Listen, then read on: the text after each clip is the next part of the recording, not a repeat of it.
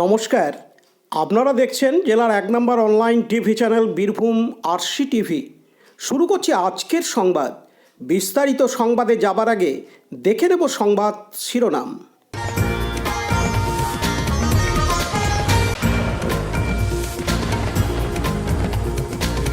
প্রার্থী ছাড়াই লোকসভা ভোটের দেয়াল লেখন বিজেপি। লোকসভা ভোটের আগেই রাজনৈতিক ময়দানে তৃণমূল।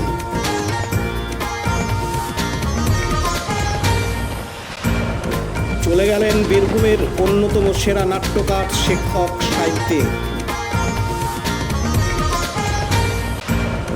মোরারই থানা পুলিশের উদ্যোগে সংবর্ধনা সভা।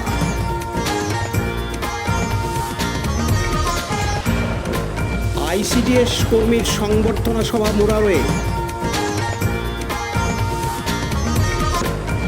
প্রাথমিক বিদ্যালয় সংসদের বার্ষিক ক্রীড়া প্রতিযোগিতা বোলপুরে। বিদ্যালয়ের বার্ষিক ক্রীড়া প্রতিযোগিতা দুবরাজপুরে।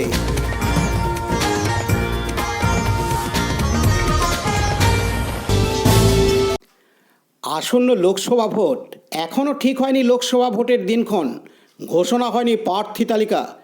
আর এই লোকসভা ভোট উপলক্ষে বীরভূম লোকসভা কেন্দ্রের খয়রাসোল ব্লকের খয়রাসোলে প্রার্থীর নাম ছাড়াই দেয়াল লেখন শুরু করলো বিজেপির দেয়াল লেখন করলেন জেলা সভাপতি ধ্রুব সাহা।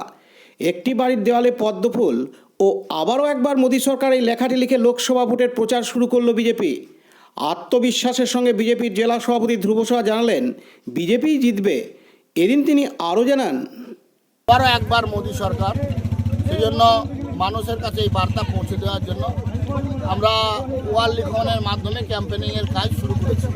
সেই কারণে আমরা ওয়াল লিখনের সঙ্গে আমাদের কর্মীদের সঙ্গে একসাথে যুক্ত হয়েছি। মানে লোকসভা ভোটের আগে কি লোকসভা ভোটের প্রচার শুরু 100%?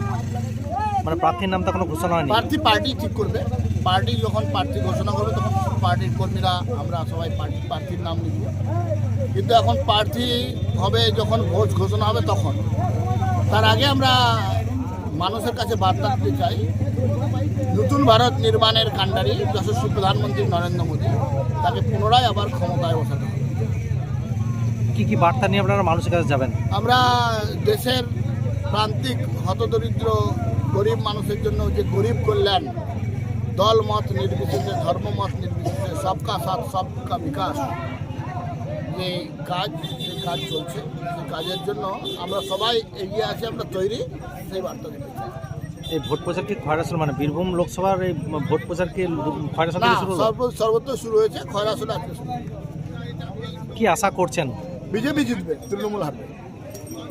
দুটো সিটি কি 100% দুটো সিটি বিজেপি জিতবে। যদিও বিজেপির দেয়াল লেখাকে কটাক্ষ করেছে তৃণমূল, জিতবে তৃণমূলই আত্মবিশ্বাসী তৃণমূল খয়রাসোল ব্লক কোর কমিটির সদস্য শ্যামল গায়েন।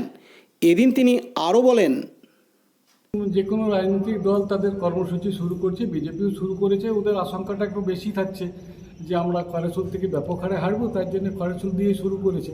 আমরা সেই জায়গাতে আমাদের কর্মীরা উজ্জীবিত আছে। আমরাও যে প্ল্যানিং করিনি তা নয়, আগামী দিনে আমরাও শুরু করবো।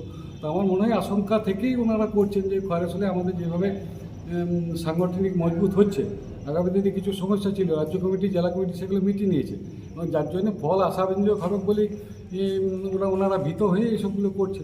এটি করতেই পারে। মানে খয়রাসোলে তো তৃণমূলে একটা দ্বন্দ্ব রয়েছে, বিজেপির একটা দ্বন্দ্ব রয়েছে, কে এগিয়ে থাকবে বলে মনে করছেন? দেখুন, দ্বন্দ্ব, রাজনৈতিক দল যখন বড় হয় তখন দ্বন্দ্ব বলা যায়। আপনারা দ্বন্দ্ব বললেন, আমরা বলতে পারি না, কারণ ব্যাপার হচ্ছে দ্বন্দ্ব এই মুহূর্তে আমাদের খয়রাসোলে কোনো দ্বন্দ্ব নেই। কিন্তু বিজেপির দ্বন্দ্ব যে আছে সেটা প্রকাশ্যে কিছু নেতা এখানে তারা বিজেপির এমএলএ সম্বন্ধে বলেছেন, তাদের সভাপতি সম্বন্ধে বলেছেন। কিন্তু আমার মনে হয় খয়রাসোলে কোনো তৃণমূল কোনো নেতৃত্বের সম্বন্ধে কোনো খারাপ কথা ব্যবহার করেনি। তাহলে দ্বন্দ্বটা বিজেপির যে কতটা গভীর আছে এবং সেই দ্বন্দ্বের আশঙ্কা নিয়েই ওনারা কিন্তু ঝেঁপে পড়ছে। দেখছেন যে ওনাদের যারা বিপক্ষে, মানে দলের পক্ষে থেকেও বিপক্ষে, ওই অনুপম হাজরা না কি বলে তার একটা গোষ্ঠী আছে, তারা কতটা রিয়েকশন করছে, তার জন্যই ওদের দেওয়াল লেখন শুরু। লালটু মুখার্জির report, Birbhum RC TV, Khoyrasol. এখন বিজ্ঞাপন বিরতি, ফিরে আসছি বিরতির পর। সব থেকে ভালো চিকিৎসা সবচেয়ে কম খরচে, সবচেয়ে কম খরচে। সব থেকে ভালো চিকিৎসা সবচেয়ে কম খরচে, সবচেয়ে কম খরচে। বিশ্বমানের স্বাস্থ্য পরিষেবা মিলবে দিনে রাতে, বিশ্বমানের স্বাস্থ্য পরিষেবা মিলবে দিনে রাতে। মণি মহেশ হসপিটাল, মণি মহেশ হসপিটাল, মণি মহেশ হসপিটাল, মণি মহেশ হসপিটাল। মণি মহেশ হসপিটাল, দুবরাজপুর, বীরভূম। ফিরে এলাম বিরতির পর। গোটা বীরভূম জুড়ে তৃণমূলের একই ছবি দেখা যাচ্ছে। পিছিয়ে নেই খয়রাশোল। খয়রাশোল ব্লক তৃণমূল কংগ্রেসের পক্ষ থেকে বীরভূমের নতুন 5 জনের কোর কমিটি গঠন করলেন দলনেত্রী মমতা বন্দ্যোপাধ্যায়। ধন্যবাদ ও কৃতজ্ঞতা জানাই মমতা বন্দ্যোপাধ্যায়কে। প্রচার সৌজন্যে খয়রাশোল ব্লক তৃণমূল কংগ্রেসের কর্মী ও সমর্থকবৃন্দ। এই লেখা ও ছবিসহ দুটি বড় বড় গেট করা হয়েছে দলনেত্রী মমতা বন্দ্যোপাধ্যায় এবং ডান দিকে রয়েছেন অভিষেক বন্দ্যোপাধ্যায়ের ছবি। তার ঠিক নিচে রয়েছেন তৃণমূলের বীরভূম জেলা সভাপতি অনুব্রত মণ্ডলের ছবি। অনুব্রত মণ্ডলের নিচেই লেখা রয়েছে বীরভূমের নতুন 5 জনের কোর কমিটি। সেখানে আশিস বন্দ্যোপাধ্যায়, চন্দ্রনাথ সিনহা, বিকাশ রায়চৌধুরী, অভিজিৎ সিনহা ও সুদীপ্ত ঘোষের নাম সহ ছবি পরপর রয়েছে। যদিও বীরভূম জেলা জুড়ে এরকম গেট প্রসঙ্গে তৃণমূলকে কটাক্ষ করেন বীরভূম জেলা সভাপতি ধ্রুব সাহা। এদিন তিনি জানান, গেট তো হওয়ার আগে গেট ভেঙে যাচ্ছে সেটা ঠিক করুক। মুরারয়ে কাজল তার অনুগামীদের নিয়ে ফিস্টি করছে, পিকনিক করছে, আর ওখানে বিকাশ রায়চৌধুরী ওই ব্লক সভাপতিদের নিয়ে বহরমপুরের মতিঝিলে গিয়ে ফিস্ট করছে। গেট তৈরি করছে তৃণমূলকে আটকানোর জন্য, কিন্তু গেট তৈরি হওয়ার আগেই তো দলটা ভেঙে যাচ্ছে। আধা বাঁয়ে যাও, আধা ডাইনে যাও, বাকি সব মেরা সাথ আও। তৃণমূলের কোর কমিটির সঙ্গে কিন্তু আর কেউ আসছে না। সবাই আমিও কোর কমিটি, আমিও নেতা। স্বাভাবিকভাবে ঠিক করতে হবে যে কে কোর কমিটিকে মানছে আর কে কোর কমিটিকে মানছে না। ওভারঅল মানুষ তৃণমূলকে মানছে না। বীরভূমের মানুষ চোরমুক্ত বীরভূম চাই, তৃণমূল মুক্ত বীরভূম চাই। লোকসভা নির্বাচনের নিরিখে 2টো সিটেই তৃণমূল মুক্ত, চোর মুক্ত, বিজেপি যুক্ত লোকসভা হবে। এই কাজল জমানা, অনুব্রত জমানা আপনারা বুঝেছিলেন, আমরা বুঝছি যে চোর জমানা শেষ হচ্ছে। পাশাপাশি তৃণমূলের খয়রাশোল ব্লকের কোর কমিটির সদস্য শ্যামল গায়ন বলেন, এটা রাজ্যের নির্দেশেই কোর কমিটি করা হয়েছিল এবং কোর কমিটি করার পর আমাদের সাথে কথা হয়েছিল যে কোর কমিটি খয়রাশোলে এসে পরে সাংগঠনিক অবস্থা পর্যালোচনা করবে এবং যেহেতু তারা খয়রাশোলে আসবেন তাদের অভ্যর্থনা জানাবার জন্যই আমরা 2 জায়গাতে 2টি গেট করেছি। না, এটা কোনো জামানার শেষ নয়, পার্টিতে শেষ শুরু বলে কিছু জিনিস নেই যে কর্মী সে কাজ করবে, আমরাও সে আছি। আমরা জাস্ট নতুন কোর কমিটি যেহেতু বলেছিলেন যে খয়রাশোল দিয়ে শুরু করব, সেই উদ্দেশ্যে আমরা কিন্তু করেছি ওনাদের অভ্যর্থনা জানাবার জন্য। আর কি বেশি এর পেছনে আমাদের আর কোনো বিশেষ মানে কাজল শেখকে বাদ দেওয়া এটা কি কোনো উদ্দেশ্য? না, এটা রাজ্যের সিদ্ধান্ত। এই বিষয়ে আমাদের মতন বলার এখতিয়ার নাই। রাজ্য যা ভালো বুঝেছে করেছে এবং আশা করি আমরা সবাই মিলে সেখানে একসাথেই ভোট করবো এই অঙ্গীকার নিয়ে আমরা এগোচ্ছি বীরভূম জেলা। লালটু মুখার্জির রিপোর্ট, বীরভূম RCTV, খয়রাশোল। এখন বিজ্ঞাপন বিরতি, ফিরে আসছি বিরতির পর। RCS Network, high speed internet, broadband, cable TV and landline service provider, Dubrajpur, Birbhum.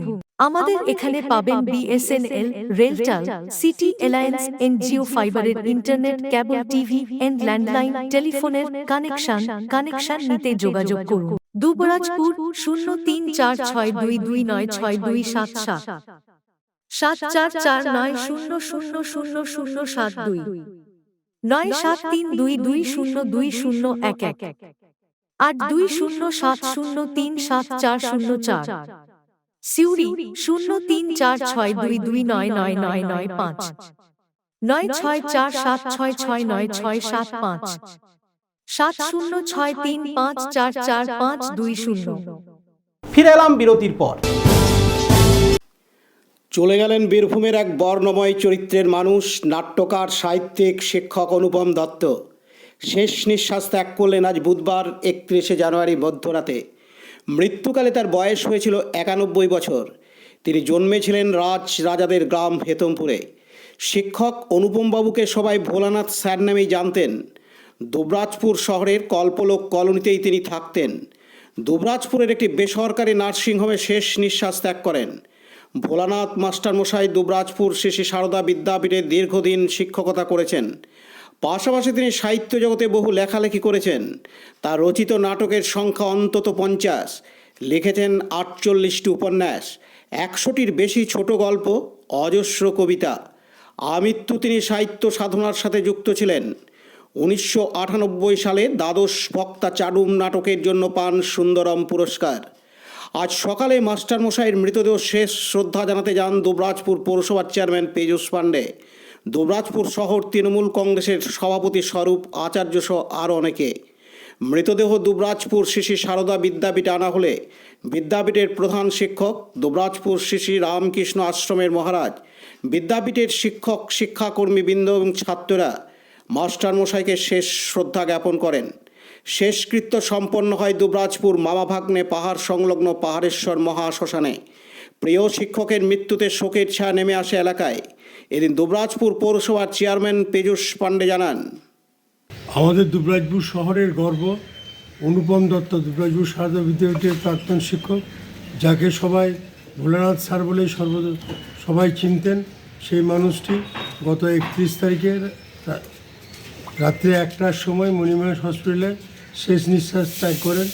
আমরা বাড়িতে উপস্থিত হয়েছি, রয়েছেন বিশ্ব সমাজসেবী আইনজীবী স্বরূপ আচার্য, কল্যাণ সহ এলাকার আপামর মানুষজন এসেছেন। খুব বেদনাদায়ক, কেন তিনি একজন বাংলা সাহিত্যের একজন বিশাল মানুষ ছিলেন এবং তিনি সারদা বিদ্যাপীঠে শিক্ষকতা করেছেন। আমরা তার ছাত্র। আমরা গভীরভাবে মর্মাহত, দুঃখিত স্যারের মৃত্যুতে। আর স্যার যেন শান্তিতে থাকে, আত্মার চেয়ে শান্তি কামনা করি এবং পাশাপাশি পরিবারবর্গকেও আমরা সমবেদনা জানালাম। অনুপম দত্তের বাড়িতে আমরা সকলে এসেছি। খুব দুঃখ লাগছে, খুব খারাপ লাগছে। স্যার সত্যি দুবরাজপুর শহরের একটা গর্ব ছিল। তিনি একদিকে যেমন শিক্ষক ছিলেন, তিনি সাহিত্যিক ছিলেন, কবি ছিলেন, তিনি বাংলা ভাষার একজন বিশাল মাপের মানুষ ছিলেন। পাশাপাশি দুবরাজপুর শহর তৃণমূল কংগ্রেসের সভাপতি স্বরূপ আচার্য বলেন, সাহিত্য সংস্কৃতি জগতের এক অপূরণীয় ক্ষতি। কারণ উনি শুধু বীরভূম কেন, পশ্চিমবঙ্গের একটি উল্লেখযোগ্য নাম সাহিত্য সংস্কৃতি জগতে। ওনার প্রচুর লেখা পশ্চিমবঙ্গের বিভিন্ন প্রথম সারির পত্রিকায় স্থান পেয়েছে, দেশ থেকে আরম্ভ করে, এবং আকাশবাণীতে ওনার নিয়মিত নাটক পাঠ হতো এক সময়ে। তার জন্য আমরা সকলেই আজকে গভীরভাবে মর্মাহত। এরকম একটি মানুষকে আমরা আজ হারিয়েছি। আমরা ওনার পরিবারের পাশে এসে দাঁড়িয়েছি শহর তৃণমূল কংগ্রেসের পক্ষ থেকে। তৃণমূল কর্মীরা সবাই আমার সঙ্গে আছেন, এই ওয়ার্ডের প্রেসিডেন্ট আছে, কল্যাণ আছে, আরও সব যারা আছে তৃণমূল কর্মী সকলেই আমাদের সঙ্গে আছেন। আমরা ওনার পরিবারের পাশে দাঁড়িয়েছি। আমরা ওনার পরিবারকে সমবেদনা জানিয়েছি এবং ঈশ্বরের কাছে প্রার্থনা করছি যে উনি যেখানেই থাকুন শান্তিতে থাকুন, সুখে থাকুন। লালটু মুখার্জি ও শম্ভুনাথ সেনের রিপোর্ট, বীরভূম RCTV দুবরাজপুর। এখন বিজ্ঞাপন বিরতি, ফিরে আসছি বিরতির পর। আপনার কি দিন দিন ওজন বাড়ছে? ফ্যাট বা ভুঁড়ির সমস্যা? কিছুতেই ওজন কমাতে পারছেন না? আর দেরি না করে বাড়িতে থেকেই সঠিক ডায়েট চার্টের মাধ্যমে লাইফস্টাইল চেঞ্জ করে ওজন বা ফ্যাট কমাতে শুরু করুন। 30 days money back guarantee. 30 days money back guarantee. প্রয়োজনে ওজন বাড়াতে পারবেন। 30 days money back guarantee. 30 days money back guarantee. যোগাযোগ করুন কবিগুরু ওয়েলনেস সেন্টার, টাইগার ক্লাবের সন্নিকটে, চুরিপাড়া, সিউড়ি, বীরভূম। Mobile number 9153121371, 8900251912। ফিরে এলাম বিরতির পর। বীরভূম জেলার অন্তর্গত মুরারই থানার ওসি প্রদীপ ঘোষ লোকসভা ভোটের ঠিক আগেই বদলি হলেন জেলারই সদাইপুর থানার ওসি হয়ে। দীর্ঘদিন তিনি মোরারই থানার ওসি হিসেবে নিষ্ঠার সাথে ভালোভাবে কাজ করে গেছেন। আজ বুধবার 31শে জানুয়ারি মোরারই থানা পুলিশের অফিসারদের উদ্যোগে এবং পুলিশ কর্মীসহ এলাকার বিশিষ্টজনেরা বিদায়ী ওসি প্রদীপ ঘোষকে বিদায়ী সংবর্ধনা জানান। এদিন ওসি প্রদীপ ঘোষকে ফুলের তোড়া ও অন্যান্য উপহার সামগ্রী দিয়ে সংবর্ধনা জানানো হয় এবং সেই সঙ্গে মিষ্টিমুখ করানো হয়। অবশ্য মোরারই থানার অফিসার ইনচার্জ হয়ে আসছেন মোহাম্মদ সাকিব। তিনি জয়দেব ওপির ইনচার্জ ছিলেন। দীপু মিয়ার রিপোর্ট, বীরভূম RCTV, মোরারই। এখন বিজ্ঞাপন বিরতি, ফিরে আসছি বিরতির পর। জ্যোতিষ তন্ত্র যন্ত্র ও রত্নে অশুভ গ্রহের স্থায়ী প্রতিকার করা হয়। জ্যোতিষ ও বাস্তু সম্রাট শ্রী শিব শঙ্কর।